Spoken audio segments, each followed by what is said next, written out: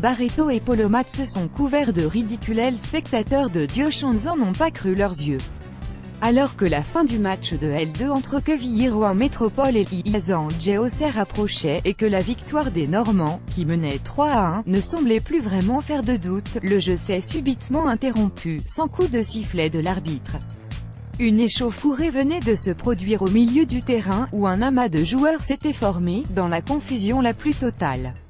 Le plus étonnant, cependant, c'est que ce moment de flottement avait en fait été provoqué par une bagarre entre deux coéquipiers. Quelques instants plus tôt en effet, Pierre-Yves Polomat, le latéral gauche de l'AJA, avait lâché le marquage pour se précipiter vers son partenaire Michael Barreto et lui asséner un coup de tête.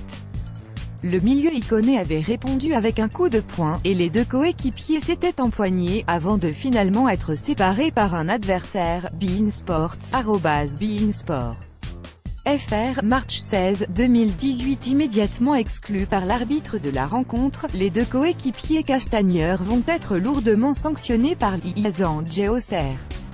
L'image que l'on a donnée en tant que club est pitoyable, a reconnu l'entraîneur iconé Pablo Correa, cité par l'équipe.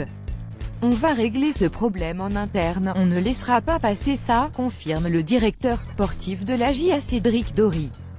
C'est inadmissible, je l'ai dit aux deux joueurs. Pour couronner le tout, les Auxerrois, réduits à 9 donc, se sont finalement inclinés 4-1 sur la pelouse des Rouges et Jaunes.